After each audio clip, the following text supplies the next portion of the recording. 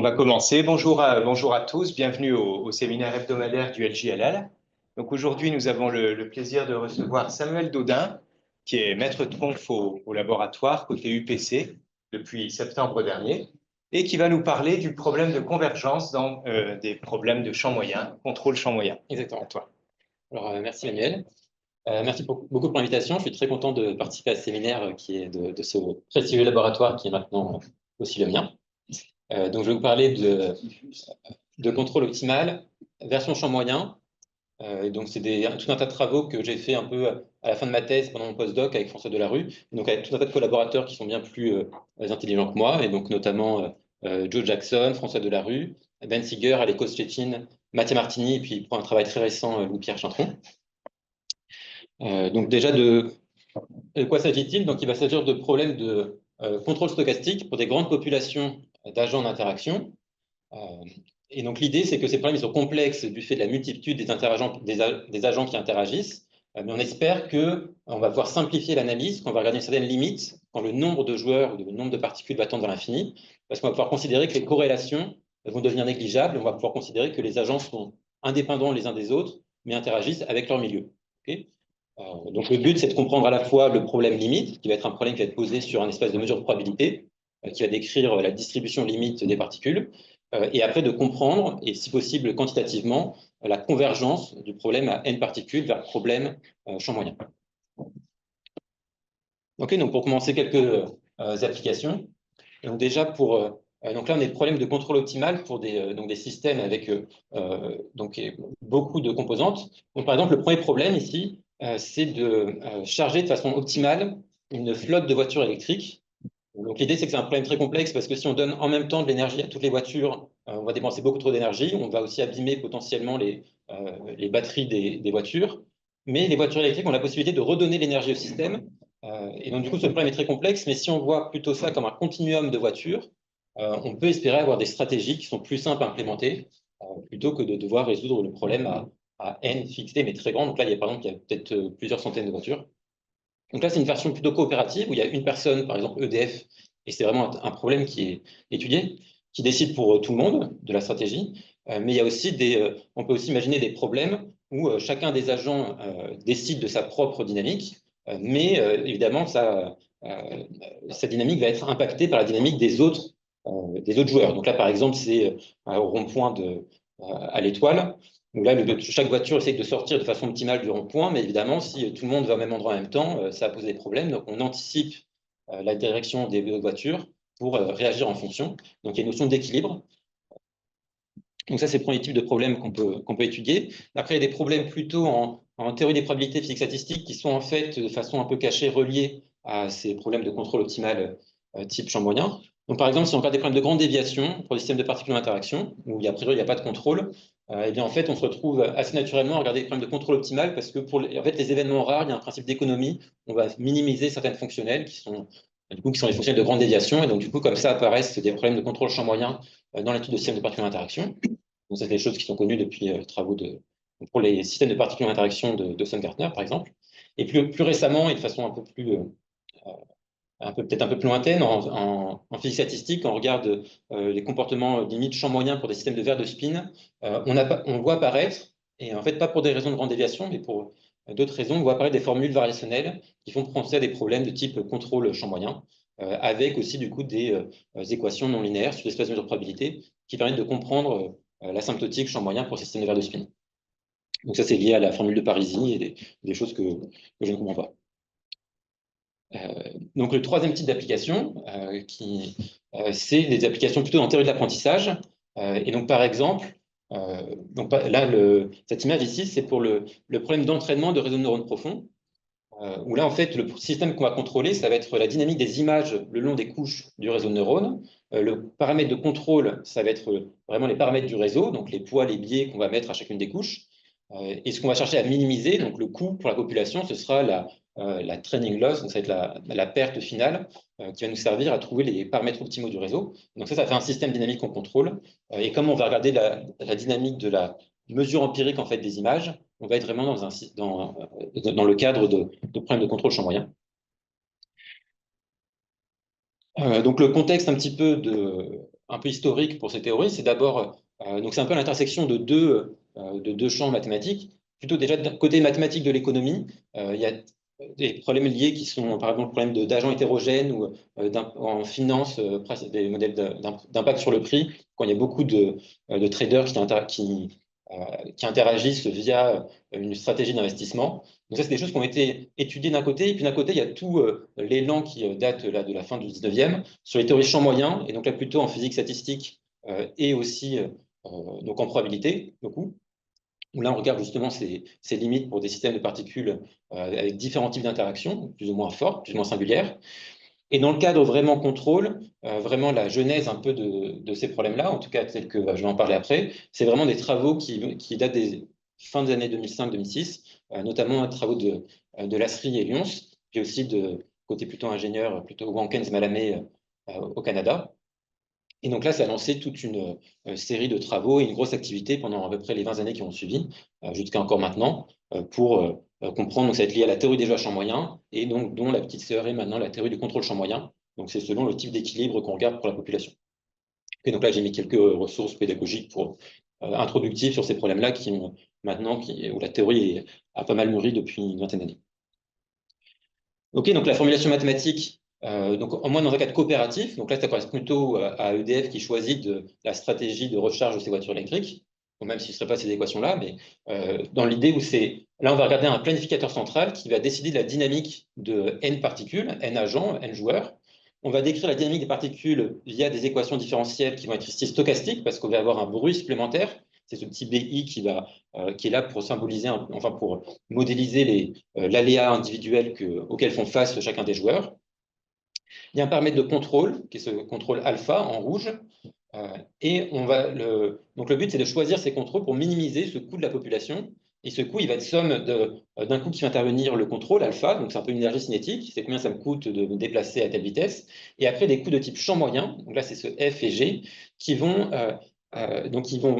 faire intervenir la distribution des autres particules, de toutes les particules, mais d'une certaine façon, d'une façon en fait symétrique, qui fait qu'on peut écrire ça comme une fonction de la mesure empirique. Donc l'idée vraiment de ces modèles champ moyen, c'est que l'interaction se fait via cette mesure empirique ici, où ça correspond à dire que je mets un poids de 1 sur n à la place de chacune des particules. Et donc par exemple, si je prends une interaction qui est via la moyenne empirique, la mesure mais la moyenne empirique, donc le barycentre de la population, je me retrouve juste à intégrer cette mesure contre l'identité. Mais je peux imaginer aussi d'autres types d'interactions. Par exemple, donc là, je prends des interactions quadratiques, par exemple, dans le deuxième avec le F2. Mais évidemment, on peut imaginer toute une variété d'exemples. Mais ce qui est important, c'est que c'est plus linéaire par rapport à la loi. Il y a vraiment une vraie non-linéarité au sens de Makin-Vlasov par rapport à la loi, par rapport à la mesure empirique du système. Ok, donc du coup, donc déjà, si on oublie le contrôle, comment est-ce qu'on essaye de comprendre cette limite quand le nombre de particules tend vers l'infini? Donc l'idée, c'est qu'il va y avoir des effets de moyennisation, de loi des grands nombres, qui vont faire qu'on va pouvoir en fait considérer que l'interaction avec le milieu, elle devient déterministe parce que les choses se sont moyennées. Et donc, on va réécrire en fait des interactions avec cette mesure empirique. Donc là, par exemple, si je regarde une interaction un peu simple à laquelle on peut penser, donc juste par paire, on voit qu'on peut réécrire la dynamique en intégrant par rapport à cette mesure empirique. Et donc là, on va formuler l'hypothèse qu'avec la loi des grands nombres, cette mesure doit converger, a priori, vers quelque chose de déterministe. Et donc, on va du coup résoudre une équation un peu similaire où on va juste avoir un agent typique qui va interagir avec sa propre loi statistique, en fait, qui va correspondre à la distribution limite des particules du système. Ok, donc c'est l'idée des équations Makin-Vlasov. Donc, on va comme ça avoir on va se retrouver à regarder le comportement d'une particule typique qui interagit avec, de façon équivalente, son milieu ou sa propre loi statistique. Et quand on regarde du coup la densité de la population, elle va être donnée par une équation au dérivé partiel de type Fokker-Planck ici. Donc, cette équation parabolique. Donc, avec une non-linéarité par rapport à la loi qui apparaît dans le drift. Et donc, du coup, le problème de contrôle va porter sur cette mesure limite. Donc, si maintenant je rajoute du contrôle, alors, si je rajoute du contrôle, donc, je remplace dans mon système, là où la mesure empirique apparaissait, je remplace ça par le champ moyen, donc cette mesure limite qui devient déterministe, et j'obtiens du coup un problème de contrôle optimal pour cette équation, qui est l'équation de Fokker-Planck, qui me décrit la distribution limite du système. Donc, je suis passé d'un problème stochastique en grande dimension, parce que j'avais n particules qui étaient dans RD, à un problème déterministe, mais cette fois où l'état du système, c'est une mesure de probabilité. Et donc là, ici, ce qui est intéressant en particulier, c'est la convergence des fonctions valeurs. Donc la fonction valeur, pour un problème de contrôle optimal, c'est le minimum que je peux obtenir dans le problème de contrôle en fonction des données initiales. Donc, encore une fois, ici, la subtilité, c'est que pour les n particules, on aura un problème posé en grande dimension, mais en RD puissance n. Et à la limite, c'est un problème qui sera défini sur un autre espace, qui sera l'espace des mesures de probabilité. Donc du coup, donc c'est un problème qui a déjà été pas mal étudié. Les questions qu'on se pose, c'est ce problème limite qui est posé sur l'espace des mesures de probabilité, il faut pouvoir le comprendre correctement. Et donc là, la spécificité, c'est quand même l'espace des états. Et donc, il demande une analyse particulière, parce que ce n'est pas un espace vectoriel, c'est dimension infinie, donc il y a tout un tas d'outils du contrôle optimal à développer. Qui dit contrôle optimal dit aussi progression dynamique et équation de Newton-Jacobi. Donc ça, j'y reviendrai plus à la fin, mais donc, il va y avoir tout un tas de problèmes liés à la résolution de ces équations d'Hamilton-Jacobi sur l'espace de notre probabilité. Et après, il y a vraiment essayer de comprendre, de justifier à la limite champ moyen, donc de voir à quel point est-ce qu'on perd quand on fait cette hypothèse que la mesure du système en fait est déterministe parce qu'il y a eu cet effet de moyennisation. Donc on va essayer de comprendre cette limite champ moyen et, si possible, avoir des informations quantitatives sur cette convergence. Donc les difficultés, c'est encore une fois l'espace des états à la limite, mais c'est aussi le fait que pour le problème limite, où je vais vous montrer des exemples sur lesquels on voit qu'il n'y a pas nécessairement unicité, stabilité des équilibres à la limite, et donc potentiellement il peut y avoir plusieurs trajectoires optimales, là où dans le problème à une particule, il y avait une unique trajectoire optimale. Ça peut arriver qu'à la limite, il y ait des singularités qui se développent dans l'équation d'Hamilton-Jacobi et qu'il y ait plusieurs trajectoires optimales, et donc on ne peut pas s'attendre vraiment à ce qu'il y ait convergence des trajectoires du système dans un sens en tout cas relativement fort. Donc c'est pour ça qu'il faut regarder soit des limites plus faibles, soit s'intéresser a priori plutôt à la convergence des fonctions valeurs, donc des minima pour la population, pour lesquelles là on pourra avoir des informations qui sont plus fortes. Et donc du coup, ce qui a été avant qu'on se lance dans cette série de travaux, avec un certain nombre de différentes choses qu'on a faites, la méthode pour attaquer ce problème-là, c'était plutôt via des arguments de compacité, justement, où on regardait des limites faibles pour la mesure empirique du système, donc qui allait converger en loi, donc dans un sens très faible, vers des mesures qui étaient supportées par les mesures optimales du problème limite. Et il y avait aussi un peu des approches EDP, mais c'était toujours pour avoir des informations qualitatives sur la convergence. Et donc les premières vitesses de convergence, c'était dans un travail en tout cas dans un cadre un peu général, avec des interactions non convexes. C'est un premier travail qu'on a fait avec Pierre Cadelaguier, Joe Jackson encore et Takis Ougonidis. Et du coup, avant d'aller sur l'approche générale pour des problèmes compliqués sur l'espace de probabilité, on va déjà regarder un exemple le plus simple possible, qui en fait est un cas particulier du problème de contrôle champ moyen. Donc en fait, c'est ce qui se passe quand l'interaction avec le reste de la population se fait uniquement via la moyenne empirique. Donc je regarde juste la position moyenne de la population, donc le barycentre des joueurs, et je dis que c'est uniquement avec ça que j'interagis. En fait, dans ce cas-là, ce qu'on peut montrer, c'est que l'optimum pour la population, il ne dépend que de la position moyenne. C'est la seule information dont j'ai besoin. Et donc, on se retrouve à contrôler de façon optimale cette position moyenne. Et donc, du coup, on est revenu à un problème de contrôle optimal en dimension finie pour cette position moyenne. Et on va voir en fait que si je regarde la position moyenne des joueurs, en fait, ça va satisfaire une UDS avec une volatilité de l'ordre de 1 sur racine de n. Donc en fait, la fonction valeur pour le problème à une joueur, ça va être solution d'une équation parabolique en dimension fixe sur RD. Et à la limite, je vais avoir une équation de Newton-Jacobi du premier ordre qui va correspondre au fait que, à la limite, j'ai plus l'agitation des particules qui crée cette diffusion. Donc et là, c'est vraiment un cas particulier où donc, la fonction valeur sur l'espace des probabilités en fait, est une fonction de la moyenne. Et cette fonction de la moyenne, c'est en fait la solution d'un problème de contrôle optimal en dimension finie. Donc dans ce cadre, la limite champ moyen, c'est juste la viscosité évanescente pour des équations d'Hamilton-Jacobi en dimension finie. Et ça, en fait, c'est un problème qui a été énormément étudié. Et du coup, il y a beaucoup de techniques, beaucoup d'idées pour pour essayer d'avoir des informations quantitatives sur cette convergence, différentes preuves. Et donc, c'est de ça dont on va s'inspirer pour à la fois avoir des méthodes de preuve pour la convergence champ moyen, mais aussi pour avoir des bornes sur quelles sont les vitesses optimales qu'on peut obtenir dans le problème compliqué, parce qu'on sait que de toute façon, on ne pourra pas faire mieux que dans ce problème-là. Et donc là aussi, pour ce problème, en fait, qui est assez bien compris, on voit en fait que vraiment la vitesse de convergence va être vraiment reliée à la régularité de l'objet limite. C'est-à-dire qu'au voisinage des points de régularité de la fonction valeur, à la limite, je vais avoir des vitesses optimales, mais proche des singularités, potentiellement, la vitesse va se dégrader. Et donc, du coup, ce qui est bien connu sur ce problème, et il y a tout un florilège de différentes preuves pour montrer ça, c'est que on peut voir que la vitesse, elle est de l'ordre de c sur racine de n, où n c'est le nombre de joueurs. Et donc pour ça, et ça repose quand même sur le fait que l'hamiltonien il est uniformément convexe, donc par exemple quadratique comme souvent dans mon cas. Et donc ça, pendant longtemps, on pensait que c'était la vitesse optimale. Ça nous a arrangé de croire que c'était la vitesse optimale parce que c'est ce qu'on arrivait à faire dans le cadre champ moyen.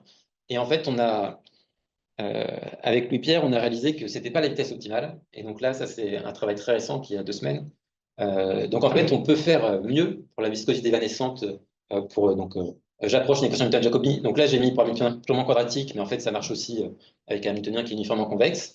En fait, la vitesse optimale, c'est n log n, et on ne peut pas faire mieux. Et là, pour le coup, on a un exemple. C'est en L infini. C'est en l'infini, ouais. Ouais, voilà, n infini. Et en fait, donc on sait que dans certaines zones, ça va être vraiment en 1 sur n, proche des endroits de régularité.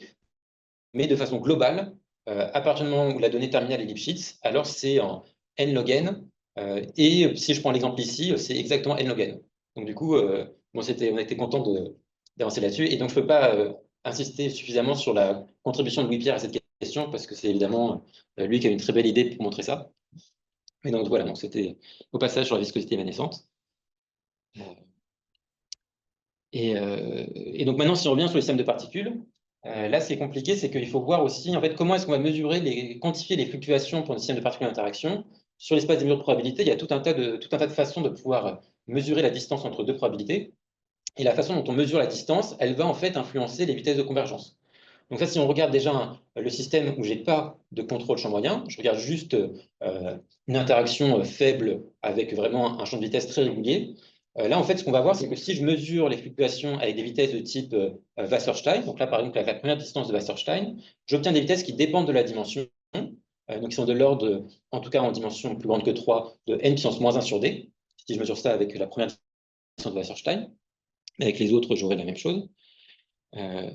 Mais en revanche, si je mesure ça avec des métriques plus faibles, donc par exemple, si je mesure ces fluctuations via des fonctions lisses ou via des métriques de type Sobolev négatif avec un indice de Sobolev suffisamment négatif, à ce moment-là, je peux retrouver des vitesses qui sont celles du théorème central limite. Donc, je peux avoir des fluctuations via ces fonctions de test lisses de l'ordre de 1 sur n, et quand je regarde vraiment la distance, je peux retrouver les vitesses qui sont celles du théorème central limite en 1 sur racine de n.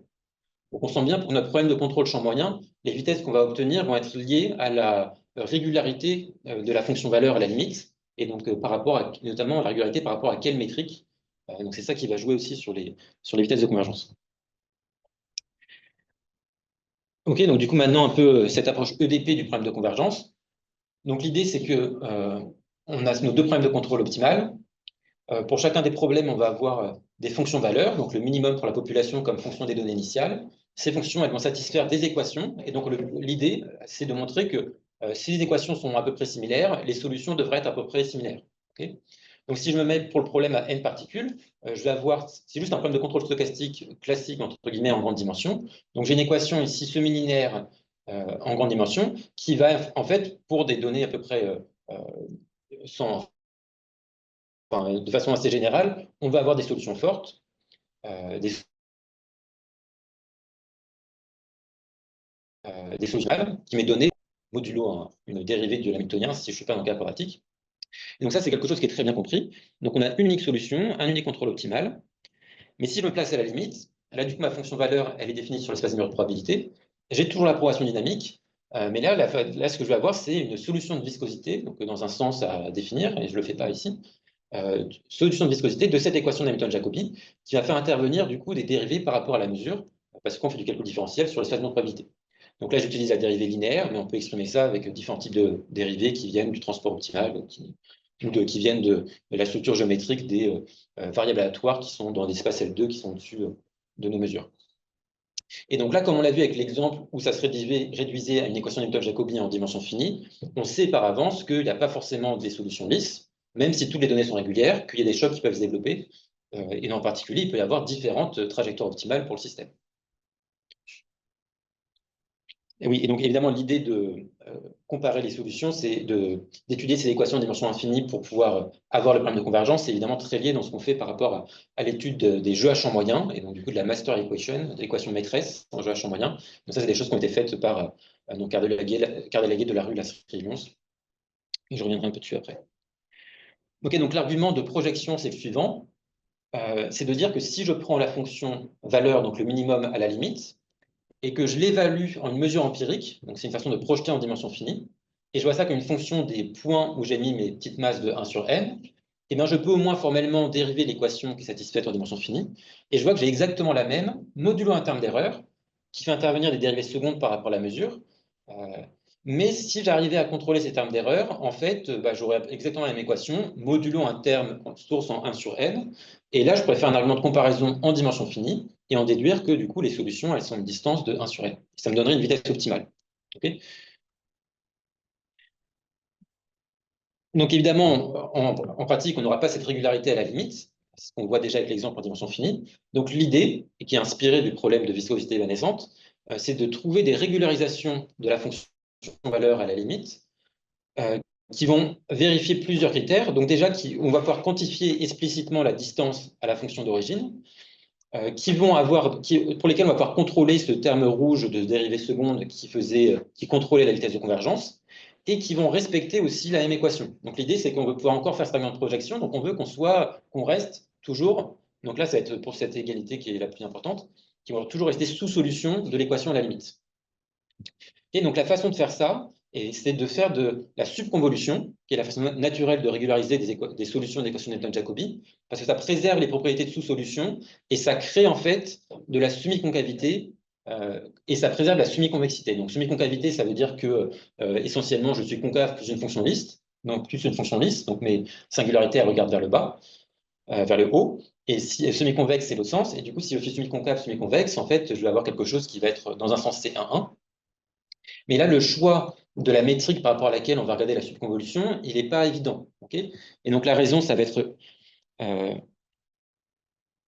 la suivante, c'est que essentiellement, si je regarde, là tout ce qu'il faut regarder, c'est la ligne du milieu qui me dit que les termes rouges de ces dérivées secondes par rapport à la mesure, ils vont être contrôlés par la norme C11 en fait de la fonction quand je la vois comme fonction définie sur un espace de. Donc là ce que je regarde, c'est je mets sur un espace donc H-K, donc c'est le dual des fonctions qui ont K dérivées dans L2. Donc cet espace de Sobolev, donc je peux faire, c'est un espace de Hilbert, donc je peux regarder la différentielle. Et donc ce que je dis, c'est que la norme C11 du gradient, quand je regarde dans cet espace-là, elle contrôle les dérivées secondes par rapport à la mesure qui perturbaient la vitesse de convergence. Okay. Donc si j'arrive à trouver de la régularité dans cet espace de Hilbert, qui est un espace beaucoup, beaucoup plus gros de distribution, alors en fait, je vais pouvoir contrôler les dérivées par rapport à la mesure. Donc c'est ça qui justifie le choix, et que je remettais un peu ici, c'est là quand je fais ma subconvolution, c'est vraiment la métrique qui vient de cette structure hilbertienne avec cet espace de Sobolev. Okay, donc du coup, une fois qu'on a cette régularisation, essentiellement, donc on peut faire l'argument de projection sur cette régularisée.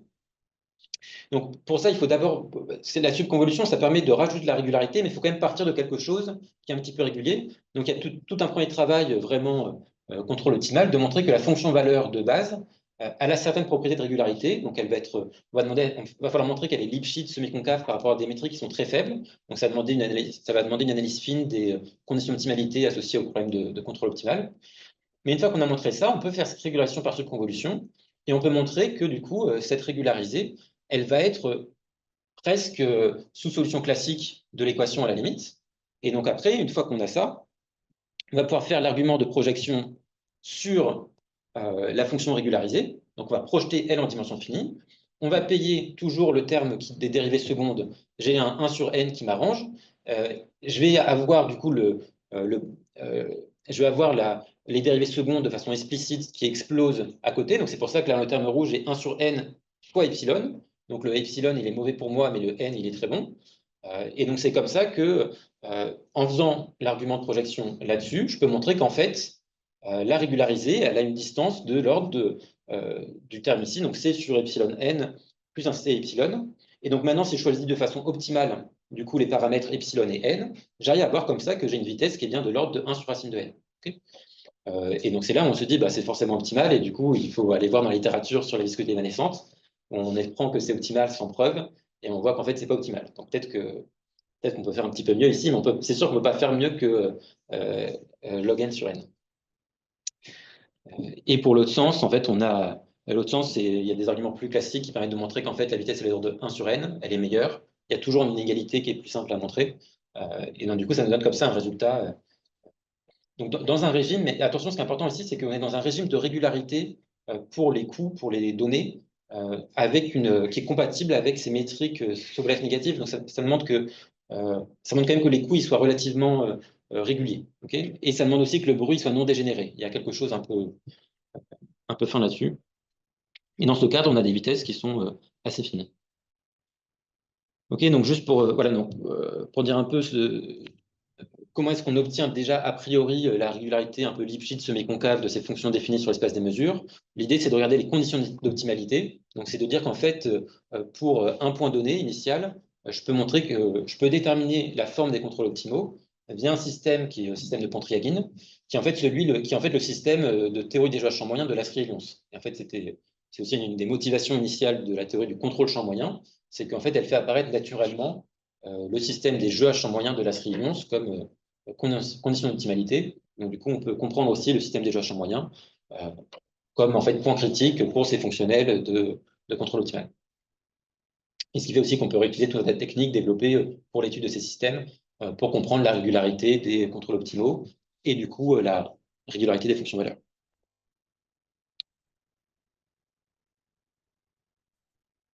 Voilà, donc après, donc la question qu'on s'était posée, c'était qu'est-ce qui marche encore si je change un peu la structure du bruit qui dirige les particules? En particulier, on va aller voir, est-ce que ça marche encore, par exemple, s'il n'y a pas de bruit, si je prends juste quelque chose de déterministe, ou si j'ai du bruit commun. Donc un bruit commun, ça va être, je vais avoir un même brownien qui va affecter toutes les particules. Donc c'est pour modéliser un effet systémique sur la population. Et donc à la limite, j'ai plus quelque chose de déterministe. À la limite, j'ai toujours une mesure qui est bruitée par ce bruit commun. Et donc, du coup, donc là, le système, ici, j'ai changé un peu la volatilité devant les bruits idiosyncrétiques, et j'ai rajouté ce bruit commun qui est un autre mouvement brownien indépendant. Donc, à la limite, j'obtiens un problème de contrôle optimal pour cette fois une équation de Fokker-Planck stochastique, euh, avec justement la trace de bruit commun qui vient dans le fait que j'ai un peu j'ai ce terme de stochastique sur mon équation de Fokker-Planck. Et donc, pourquoi est-ce qu'on vraiment s'intéressait à cet autre cas? C'est parce que il y avait un peu une question sur voilà, qu'est-ce qui va influencer la vitesse de convergence en fait? Qu'est-ce qui vraiment permet d'avoir ce régime où notamment la vitesse ne dépend pas de la dimension, ce qui est assez surprenant. Et donc, on voulait voir à quel point c'était lié à la structure de bruit qu'il y avait derrière. Et donc là-dedans, donc les difficultés, c'est que pour faire ces opérations de régularisation avec cette subconvolution dans ces espaces de Sobolev, il faut déjà partir d'une fonction valeur qui a une certaine régularité. Et par régularité, j'entends vraiment genre Lipschitz semi-concave par rapport aux bandes métriques. Et ça, en fait, c'est quelque chose qui repose sur le fait qu'il y a la diffusion. Donc, il y a de façon un peu cachée, il y a le fait qu'on utilise la diffusion pour avoir ces premières vitesses-là. Et donc, quand la diffusion est dégénérée, là, la façon dont on régularise la fonction valeur, enfin la régularité de base de la fonction valeur n'est plus compatible avec la subconvolution. Et on n'a pas trop de marge sur la façon dont on fait cette régularisation, parce qu'on a besoin de contrôler exactement cette dérivée seconde par rapport à la mesure, donc on ne peut pas simplement utiliser une autre métrique qui serait compatible avec la régularité de la fonction valeur quand le bruit est dégénéré. C'est un petit peu subtil, mais donc, ce qu'on a pu montrer quand même, c'est que quand j'ai plus nécessairement le bruit du syncrétique non dégénéré qui régularise d'une certaine façon, dans un sens juste, Lipschitz, la fonction valeur, eh bien, on peut quand même trouver des vitesses. Et là, pour le coup, on sait qu'elles sont vraiment optimales. Mais là, elles vont dépendre de la dimension. Donc, on va retrouver les vitesses comme celles qui sont semblables au résultat de Fournier-Guillen sur les fluctuations de la mesure empirique d'un système. Donc, on a une vitesse de l'ordre de 1 sur D qui apparaît. Donc, on a 1 sur D plus 7 parce qu'on a coupé les epsilon en 90 et quand on les recolle, il y a un plus 7 qui apparaît. Mais en tout cas, quand D est assez grand, c'est le bon ordre de grandeur. Et on voit en particulier que si je prends un coût final qui est juste Lipschitz par rapport à la première distance de Wasserstein, on ne peut pas faire mieux que cette vitesse-là. En fait, notamment parce qu'on où il y a que approcher, si j'ai la distance par rapport à la mesure de Lebesgue ou même par rapport à une gaussienne, si je parle d'une mesure empirique, je ne pourrais jamais m'approcher tant que ça avec une mesure empirique. C'est un peu lié à ça.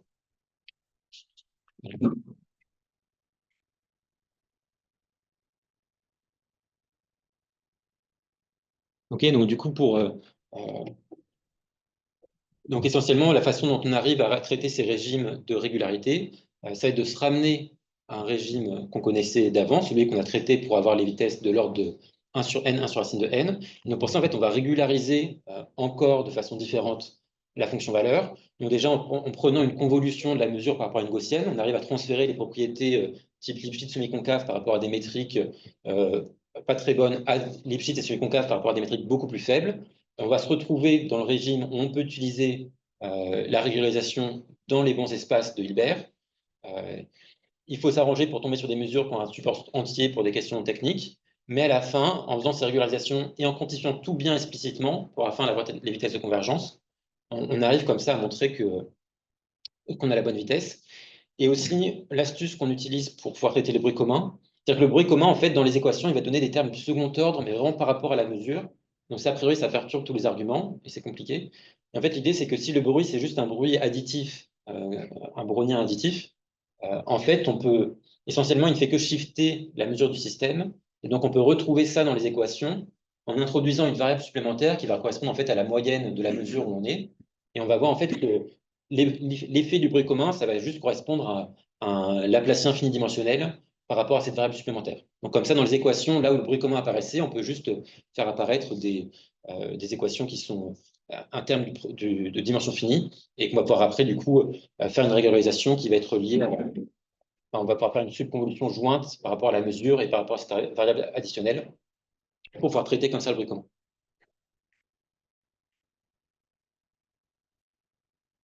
Voilà, et donc du coup,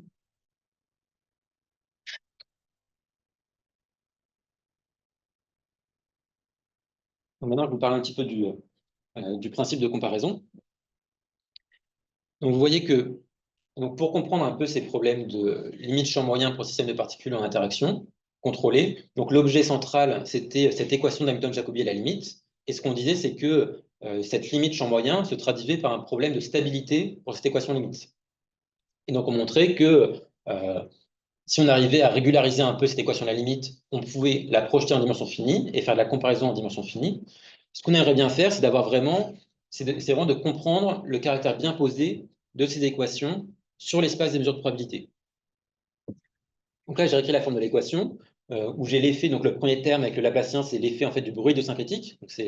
Donc dans le cas où là, il est non dégénéré. J'ai l'effet du bruit commun que j'ai réécrit avec ce Laplacien fini-dimensionnel. Et j'ai ma non-linéarité avec l'hamiltonien qui vient de la partie optimisation. Donc la question, c'est est-ce qu'on arrive à montrer, dans un certain sens, unicité, existence et stabilité pour ces solutions. Donc on sait traiter très bien maintenant les équations d'Hamilton-Jacobi en dimension finie, et on sait que la bonne notion, c'est la notion de solution de viscosité.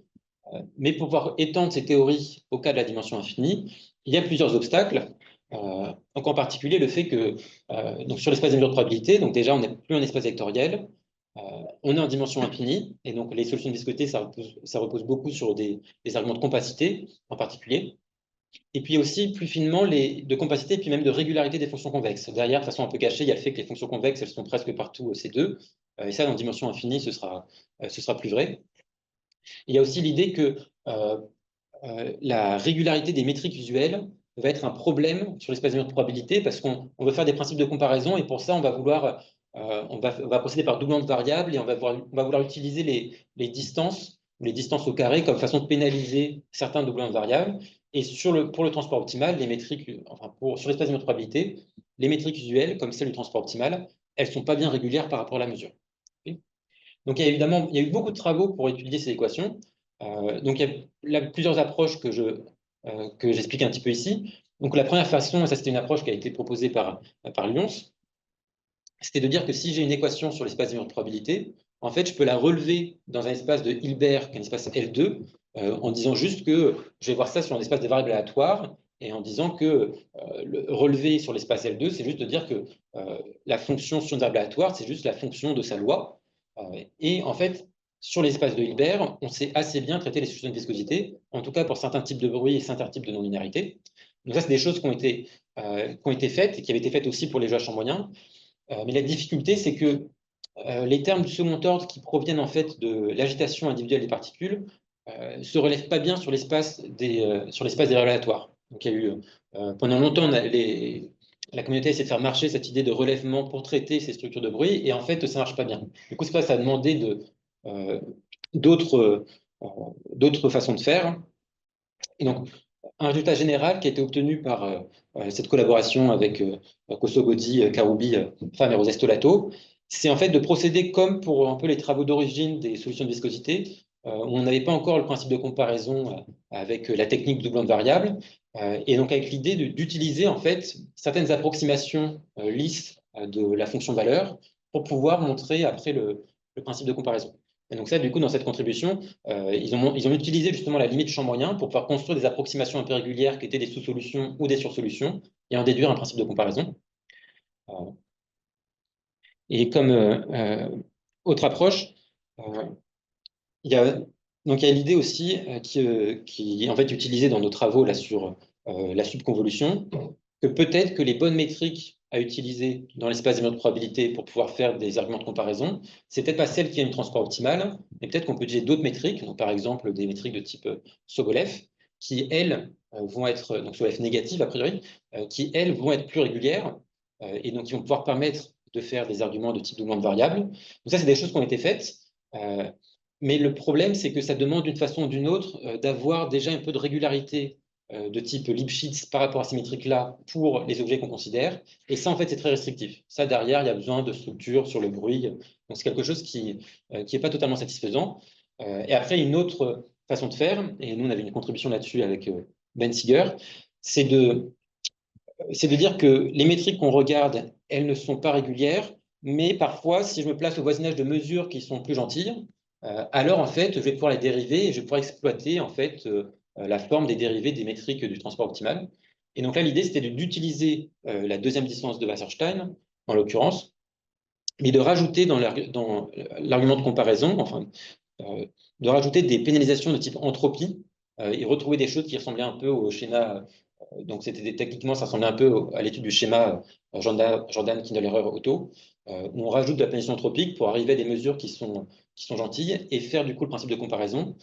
Mais ça demandait aussi d'avoir du bruit non dégénéré dans les dynamiques pour pouvoir compenser les termes qui venaient des dérivés de l'entropie.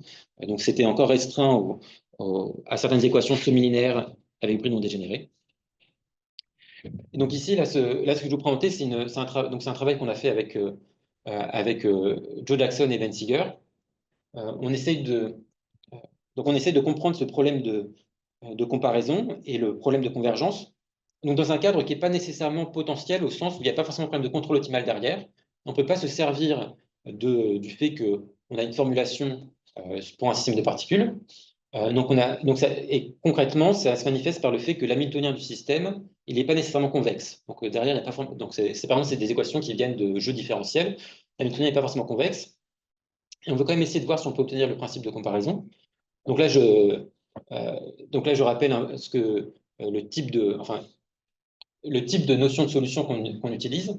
Donc ça va être solution de viscosité. Donc solution de viscosité, c'est un type de solution qui va intervenir des fonctions test. Et ces fonctions test, elles vont toucher par au-dessus, par en dessous notre fonction. Et si j'ai une fonction test qui touche par au-dessus la fonction d'endroit, on va demander est-ce que l'équation est satisfaite par les dérivés de la fonction test avec une égalité à cet endroit-là. Et donc du coup, comme ça, on va sélectionner les points qu'on peut toucher par au-dessus, par en dessous. Et donc ici, donc il y a plusieurs façons de formuler les solutions de viscosité. Ici, on utilise cette notion avec des fonctions test lisses.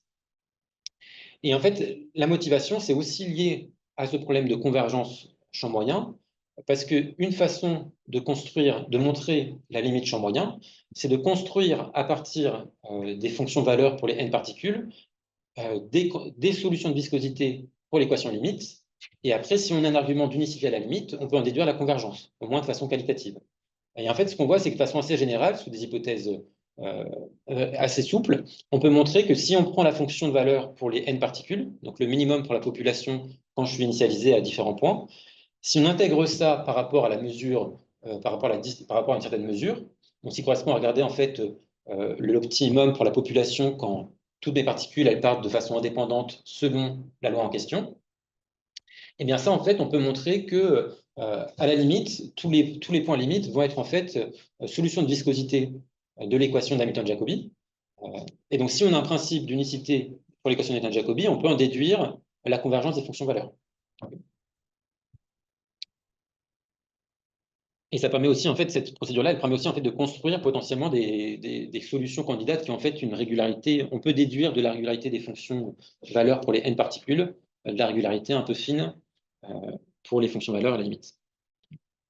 Et donc, du coup, le résultat qu'on avait montré, c'était le suivant. Donc, c'était un cas. Donc, on regardait donc les couches en moyen, ils ont juste à être continues. L'hamiltonien, il n'est pas nécessairement convexe, donc on n'a pas forcément de formulation variationnelle derrière, mais il a une certaine régularité Lipschitz. Et à ce moment-là, ce qu'on arrive à montrer, c'est que si on a une sous-solution qui est semi-continue supérieurement et une sur-solution qui est semi-continue inférieurement, alors en fait, si au bord du système elles sont ordonnées partout. Okay, donc c'est ça un principe de comparaison pour les solutions d'Hamilton-Jacobi. C'est si à la fin elles sont soit égales, soit j'ai une égalité, alors en fait elles se propagent sur tout le reste du système. Et à partir de ça, on montre assez facilement l'unicité des solutions de viscosité. Parce que si j'en ai deux et qu'au bord du système, elles sont à la fois au-dessus et en dessous l'une de l'autre, et bien forcément, après, elles sont partout égales. Et donc, notamment, on pouvait montrer ça, mais du coup, par l'argument que je présentais juste avant, on peut en déduire la convergence des approximations finidimensionnelles, et encore une fois, sans juste en gardant vraiment les équations pour les n joueurs, mais sans supposer qu'il y a un problème variationnel derrière. Donc, c'est vraiment l'équation d'Hamilton-Jacobi pour n joueurs. En fait, ça converge bien, sans supposer qu'il y a un problème de contrôle, vers la fonction à la limite, juste en se servant de cet argument de unicité-compacité. Okay. Et oui, et encore une fois, ici, pour cette approche-là, c'était essentiel, en fait, que... Donc, je remets la forme de l'équation. Mais donc là, c'est le Laplacien de x qui apparaît dans le premier terme, dans le deuxième terme. C'est essentiel que ici, ce soit non dégénéré. En fait, on se sert de façon... Même si on est en dimension infinie et que le bruit des syncrétiques ne peut pas régulariser au sens, il ne peut pas nous donner des dérivés en plus, en fait, il nous donne quand même beaucoup de... il nous donne de la régularité au sens Lipschitz très forte.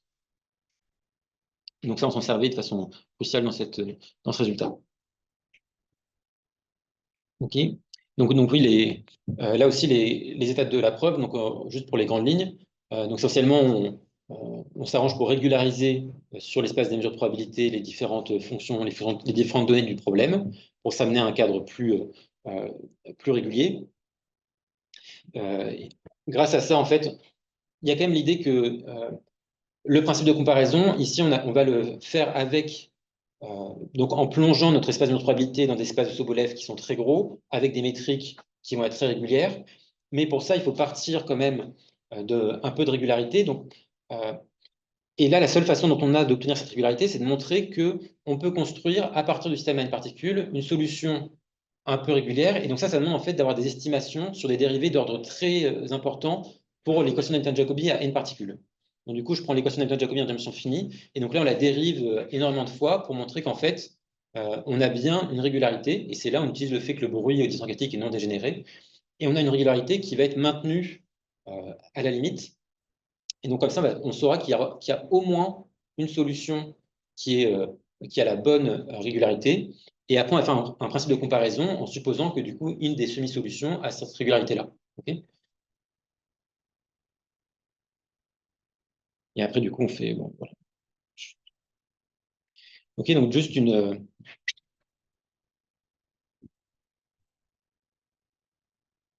Donc là, c'est juste une question ouverte sur ces principes de comparaison.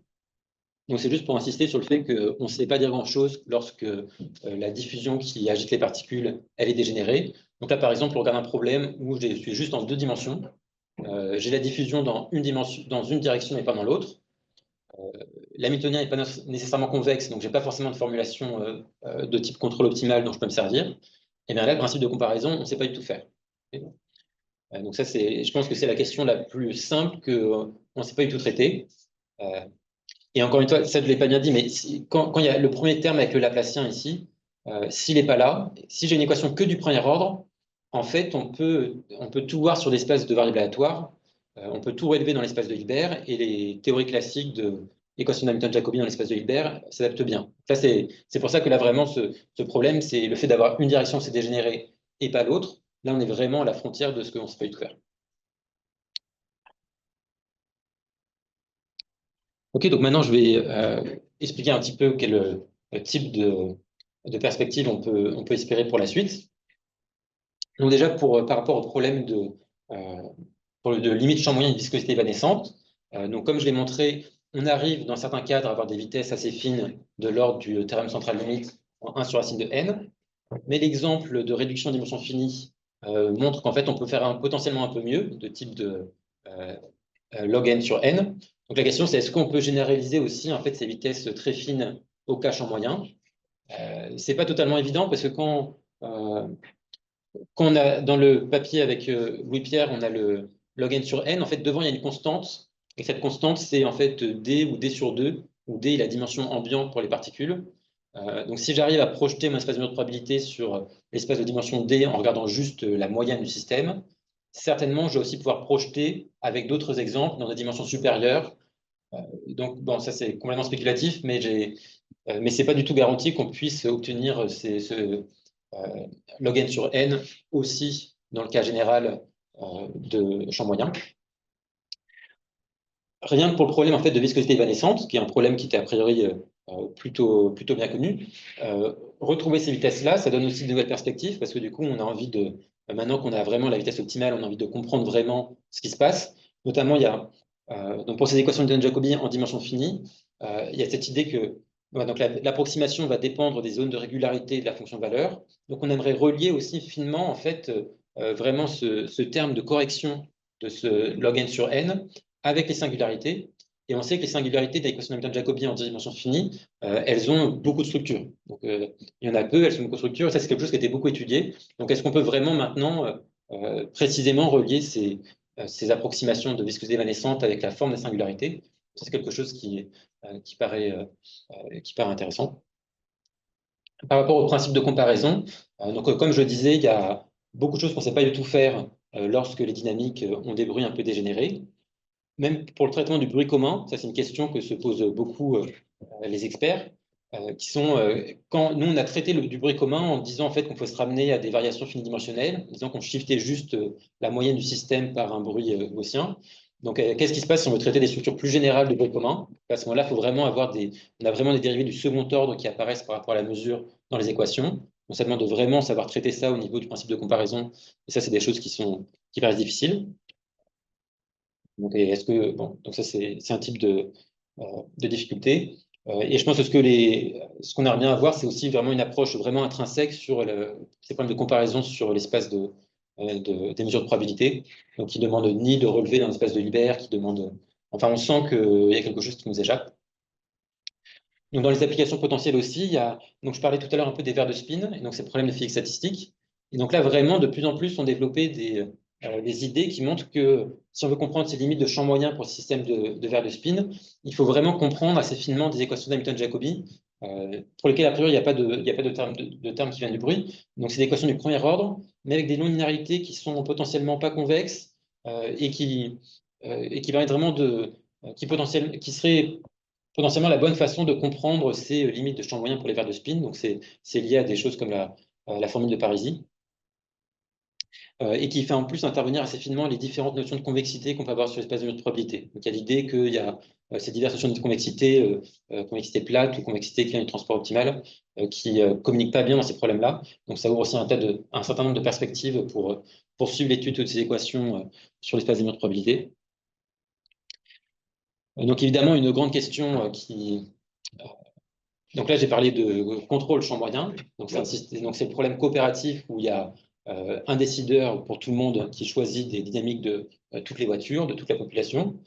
Mais le problème d'origine, c'est le problème des jeux à champ moyen, dans lequel donc, les interactions se font via des équilibres de type économique, donc en fait des équilibres de Nash. Donc ici, je redonne le problème vraiment un peu d'origine de ces théories-là. Donc là, vraiment, chacun des joueurs va avoir sa propre dynamique, il va décider de son propre coût. Donc le coût ici va dépendre de son contrôle à lui, du contrôle des autres joueurs, et via des termes, et ça va dépendre de la position des autres joueurs avec ces termes de couplage. Donc là, F et G. Donc, ça va être toujours ma position via l'agrégat des autres joueurs. Là, évidemment, il faut bien s'entendre sur une façon de faire le jeu, puisque, a priori, la façon dont moi je vais me déplacer, ça va influencer la direction des autres joueurs, parce que peut-être qu'on veut tous aller dans la même direction. Donc, du coup, il y a une notion d'équilibre derrière pour pouvoir parler de ce problème-là, parce que les intérêts, a priori, sont contradictoires pour les différentes particules, les différents joueurs. Donc, la notion de formaliser ça en économie, c'est via des équilibres de Nash. Donc, un équilibre de Nash, ça va être de dire que un ensemble de stratégies, donc là, un contrôle pour chacun des joueurs, qui va être optimal si, dès qu'un des joueurs dévie de l'équilibre, forcément, il y perd. Okay, mais donc, a priori, il y a plusieurs équilibres de Nash.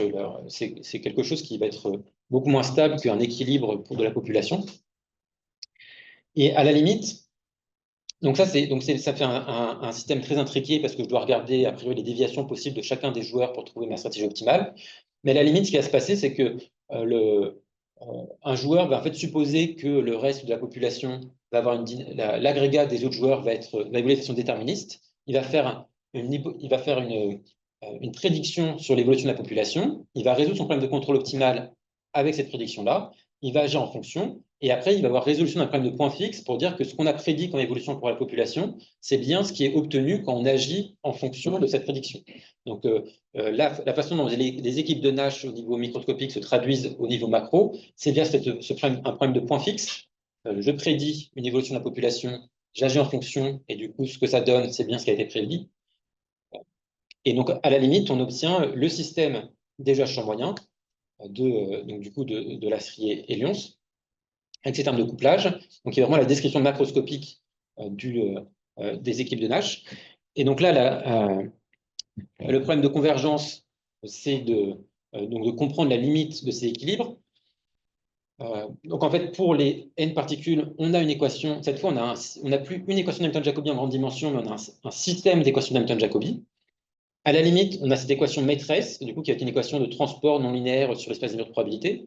Donc le problème de convergence, c'est de montrer en fait la convergence des solutions du système en dimension finie vers l'une de la fonction valeur. Donc ça, c'est quelque chose qui a été fait dans un cadre particulier. Et déjà, c'était redoutablement difficile dans ce livre de Cardalaguet de la rue Lasserie-Lyons. Donc, c'est le cadre dans lequel les interactions sont monotones. Donc, par rapport au problème de contrôle champ moyen que j'ai présenté tout à l'heure, ça correspond à d'avoir des courbes qui sont convexes. Donc là, si j'ai une interaction monotone pour les couplages entre les joueurs, en fait, je vais pouvoir montrer qu'à la limite, j'ai bien une unique solution du système MFG. Je vais avoir de la stabilité. Et donc, dans ce cadre-là, en fait, ce qu'ils ont fait, donc ce groupe d'auteurs, c'est qu'ils ont réussi à montrer qu'on peut résoudre cette équation non linéaire, l'équation maîtresse. Et là, on peut faire en fait l'argument de projection pour pouvoir en déduire qu'il y a bien une approximation, enfin les solutions les n équations de Newton-Jacobi qui décrivent les équilibres de Nash en dimension finie convergent bien vers la solution de l'équation maîtresse avec des vitesses.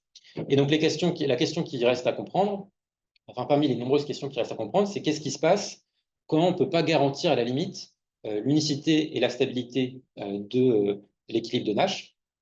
Donc en particulier, si je n'ai pas d'hypothèse de structure type monotonie, convexité qui puisse garantir ça.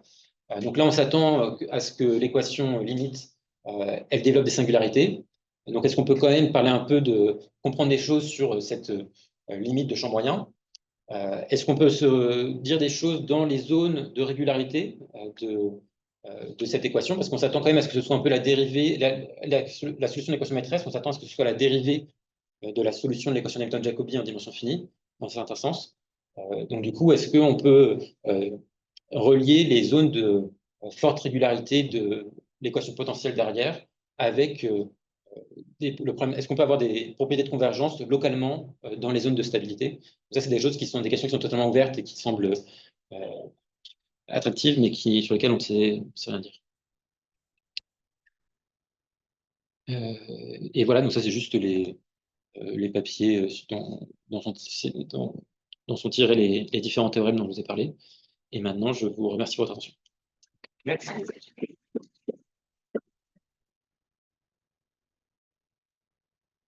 Alors, y a-t-il des questions? Tatia, une question. Est-ce qu'il y aurait des une façon de modéliser le fait que les agents pas justement des influences indépendantes, qui est des nœuds quelque part, qui coopèrent et qui influent sur la dynamique génétique. Bah, il y a pas mal de choses comme ça qui sont étudiées. Maintenant, il y a beaucoup de gens qui travaillent à relâcher cette hypothèse vraiment de champ moyen où tout le monde est en 1 sur n, et notamment avec des structures d'interaction qui sont plus. Donc, par exemple, des structures d'interaction via des graphes, où il y a des structures limites qui apparaissent. Ça, c'est des choses qui sont de plus en plus faites. Et on peut retrouver quand même des propriétés de ces limites champ moyen, mais avec, du coup, il faut prendre en compte le fait que la structure, elle évolue aussi. Et on peut même faire varier aussi le poids. On peut voir l'influence d'un joueur sur le système comme quelque chose qui va évoluer par rapport au système lui-même. Je sais qu'il y a des modèles qui ressemblent un peu à ça. Peut-être pas forcément toujours avec du contrôle, mais c'est des choses qui existent. Est-ce que ça peut donner, par exemple, des systèmes quand on passe à la limite, des choses qui agissent, qui interagissent, pas du tout? Bah, alors certainement, mais je ne connais pas bien. Je sais qu'en contrôle champ moyen, jeu champ moyen, par exemple, on regarde aussi le fait quand il y a un agent, un joueur qui influence tout le monde et un continuum de petits joueurs, où là, effectivement, il faut prendre en compte les corrélations entre le fait que, ça, à la fin, on a vraiment genre, la population contre le joueur majeur. Donc, il y a ce type de choses qui sont faites. Avant, tu as parlé de régularisation anthropique. Donc là, c'est vraiment, on met l'entropie dans le coût, et c'est le contrôle qui va avoir pour job d'augmenter l'entropie, alors que le brownien, il faisait déjà un peu ça, et ça fait pas du tout la même chose de dire, je rajoute un brownien ou je rajoute l'entropie dans le coût. Enfin, j'imagine que c'est pas le même processus, mais dans le, ça, il n'y a pas de similarité entre ces deux façons de faire. Alors, déjà, ça va intervenir vraiment à des endroits différents. C'est-à-dire que là, on va rajouter de l'entropie. C'est vraiment qu'on va regarder sur. Donc, tu vois, pour les principes de comparaison, je vais montrer que j'ai une fonction définie sur la phase des mesures qui est plus petite qu'une autre. Donc, je vais me retrouver à regarder un maximum d'une différence. Après, le maximum de la différence, il peut être atteint à des mesures qui sont pas forcément jolies. Et c'est là où je vais rajouter l'entropie sur l'espace des mesures probables pour pouvoir dire en fait que là où l'entropie elle est faible, nécessairement la mesure est plutôt sympa et je vais pouvoir exploiter ça quand je vais dériver les fonctions à cet endroit-là.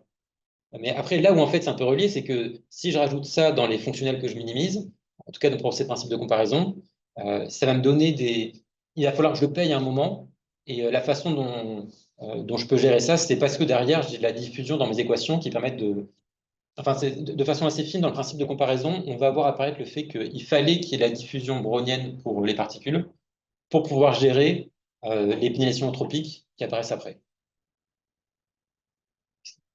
Ouais. Moi, j'ai une petite question par rapport à la formule de Parisi. Donc, en fait, tu comprends pas où il y a le lien avec le champ moyen, parce que la formule de Parisi, je crois, c'est tu as une formule de Gibbs et tu laisses la température tendre vers l'infini et tu obtiens un problème variationnel. Dans ce problème variationnel, il y a une fonction qui est une solution d'un Hamilton-Jacobi sur L2 des mesures de Proa, quelque chose comme ça. Mais je ne comprends pas où est le lien avec le champ moyen dans cette histoire. Alors, la formule de Parisi, c'est quand même, enfin, pour moi, c'est très nouvelle, mais de ce que j'ai compris, c'est quand même déjà une description à n tend à l'infini. On est quand même dans un système où le nombre de spins, a priori, a été pris vers l'infini. Et du coup, la mesure de Gibbs, elle va être sur quelque chose qui va être. Donc, pour moi, on est déjà dans un cadre de limite champ moyen. Et après, on veut voir comment ça dépend par rapport à ce paramètre euh, à ce paramètre de température, parce qu'en fait, selon les régimes de température, on va avoir des singularités ou non. Et, Mais je crois, je sais pas, ouais, je connais pas. Peut-être toi, tu connais pas en plus. C'est très bien de parler entre deux personnes. Mais je crois que c'est quand même, je sais pas, je crois que c'est N sur D qui tombe vers l'infini. Oui, il y a Je sais pas. de toute façon, non, mais effectivement, on corrèle toujours les paramètres entre eux. Il faudra demander il y a peut-être des experts dans la salle qui se prononcent. C'est plus pour partager des intérêts récents que. Je sais pas. Mais bon, je garantis beaucoup de bêtises dans ce que j'ai pu dire sur la formule de Paridi et je m'en excuse. Oui, pour l'histoire du N sur le gain, est-ce que vous pouvez donner quelques mots, une idée qui permet de passer sur un similaire Alors, oui, alors bah, en fait, l'idée c'est.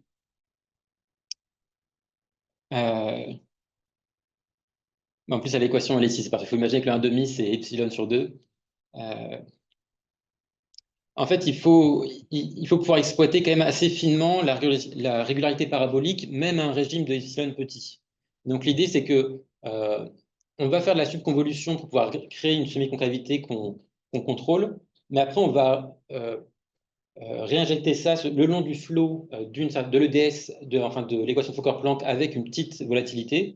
Et en fait, il y a une idée qu'on va pouvoir contrôler finement comment l'entropie, elle va exploser à epsilon petit. Et il va y avoir, en fait, faudrait que je l'écrive, là, je vais dire des bêtises. Bon, mais c'est vraiment le schéma un peu d'une preuve classique avec régulation par subconvolution.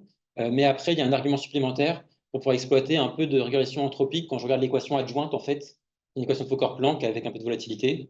Et là, il faut que je puisse contrôler explicitement vraiment comment cette entropie elle explose avec epsilon et m'en servir, en fait, pour gagner un peu d'ordre supérieur dans l'argument.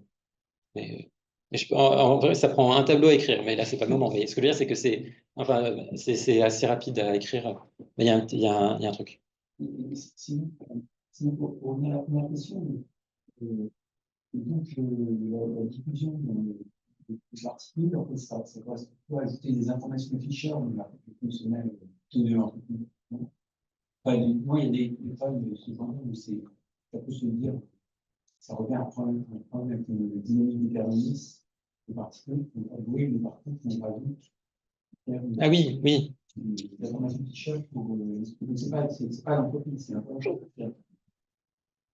Dans le coup, oui, ok, je ne sais pas, je permets de cibler pour ça, pour la question.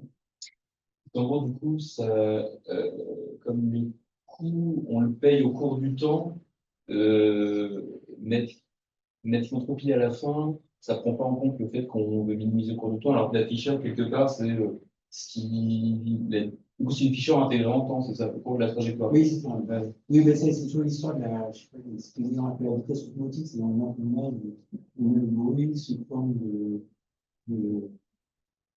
d'entraîner le logarithme de cycle. Oui, du coup, c'est. Le contrôleur, on a un grognon, en fait. Oui, donc, ouais. Et l'énergie cinétique donne un terme supplémentaire. Oui, mais du coup, absolument, dans le coup, on retrouve l'information de Fischer, mais du coup, dans la dynamique, on prend le flow gradient de l'entropie. Donc, du coup, il y a quand même l'entropie qui apparaît. C'est. Bien, je vous propose d'arrêter là cette discussion. On va poursuivre éventuellement en salle café. Merci encore.